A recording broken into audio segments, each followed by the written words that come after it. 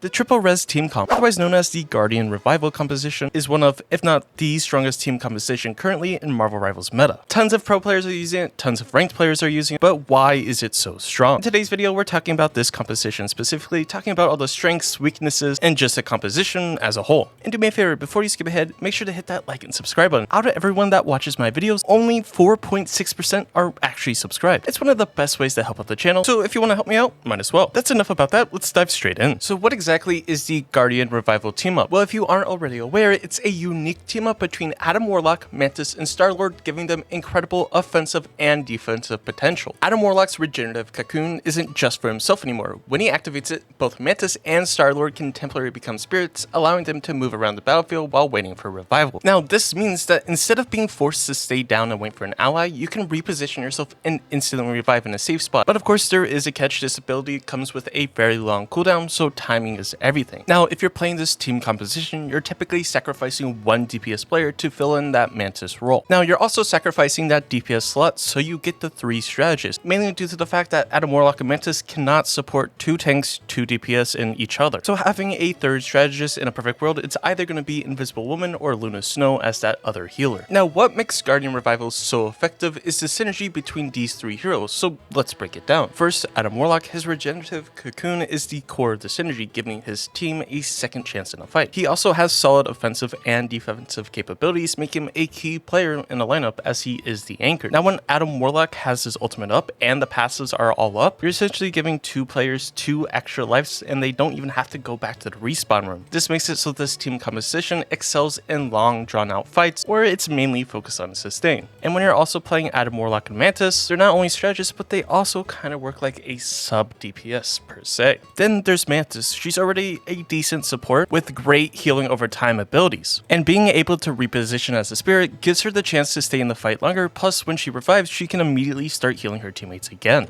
Finally, we have Star-Lord. This guy thrives on mobility and high energy combat. With the ability to move as a spirit, he can relocate and come back at just the right moment to rain down fire upon where it's needed most. And when Star-Lord receives that Mantis damage boost, it turns an already amazing duelist into a much better one. Not saying that Star-Lord is bad in any way, shape, or form, this just allows him to do a lot more damage. Now, before we go to pros and cons, let's talk about strategy and tips. I mean, the first tip is rather basic and it's don't waste it. The regenerative cocoon has a rather long cooldown, so use it strategically. If you're losing in a fight, try to move away before activating it to give your team a better chance to revive safely. Now, the second tip is positioning, and it's literally everything. Don't just float around. Sometimes you could scout for enemy positions and find a safer place to respawn. And try your best to make sure you're not reviving in the middle of enemy fire. Now, here are the pros when it comes to this 3 resurrection comp. First, you are running 3 strategists, meaning that you have a ton of sustain. And very rarely should you ever be getting eliminated a ton, but of course there are a ton of factors, but in theory you shouldn't be dying a ton and healing should be done pretty well. Following that, your strategists in the backline shouldn't be getting eliminated as much because there's a ton of resources to go around to save one another. Whether that be damage boosting, ulting, soul bonding, healing, any of that is just extremely useful to the comp overall. Following that, another pro is that some mistakes are allowed. And what I mean by that is that if Star-Lord or Mantis overextend just a little too far, maybe they end up getting picked first. Well, they do have a redo button. They can go back and resurrect. Now, I'm not saying it's a super good pro, but there is kind of that safety net.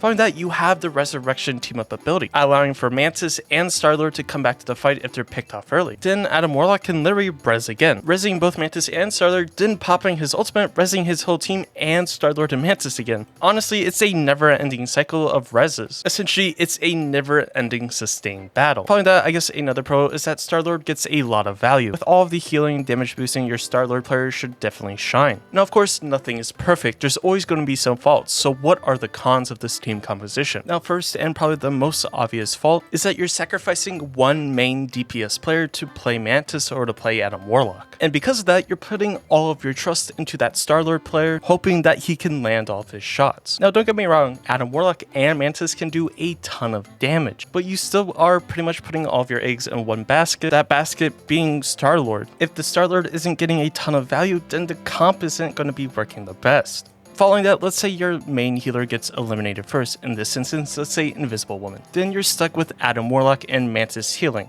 Now they can do some decent healing, but when it comes to healing 2 tanks, a DPS, and each other, it can be rather overbearing, so the second you lose that main healer, the team comp kind of falls apart. Now I'm not saying this is happening for you, but what I've noticed from a lot of pro matches is that this is generally the case. Now sorry about interrupting your video, if I could just take a minute of your time to talk about today's sponsor. And I'm excited to share that this video is sponsored by Control, a delicious protein packed snack or just a tasty way to fuel your day. Control has you covered. And personally, I'm all about their peanut butter pieces cookies. Seriously, they taste amazing and they fit perfectly into my daily routine. Whether it's a quick shake in the morning or a protein packed snack in the afternoon, Control's products are both macro friendly and ridiculously tasty. And now they've got 2 new must try products. First off is their Monster Cookie, a soft baked protein cookie loaded with white and milk chocolate chips plus crushed cookie pieces, and it tastes ridiculously amazing. And if you're more of a protein shake friend, they have a Paradise Potion Shake. It's a refreshing mix of sweet coconut and tart pineapple blended into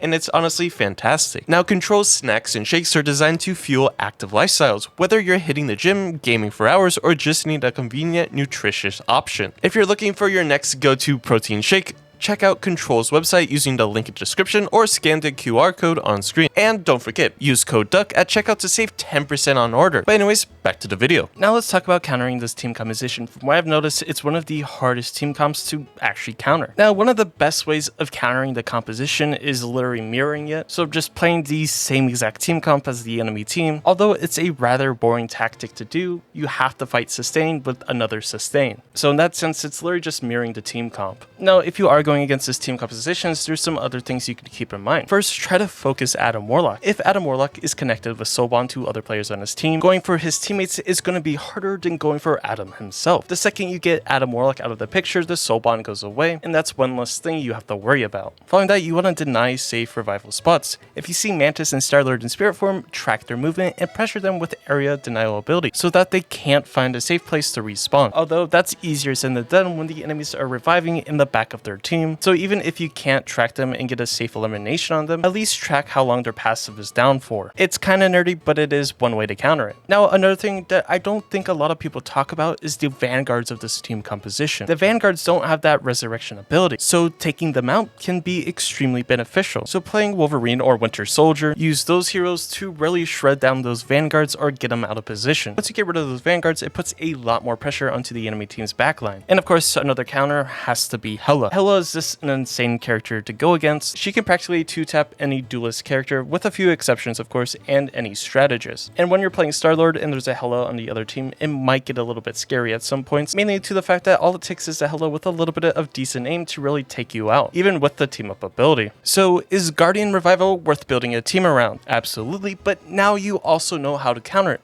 Whether you're using it or fighting against it, understanding its strengths and weaknesses is key to mastering Marvel Rivals. Now, what do you think about this team up? Let me know in the comments down below. And don't forget to like, subscribe, and hit that notification bell for more Marvel Rivals breakdowns, guides, and anything else. But regardless, I hope you have a safe and great day, and I'll catch you in the next one.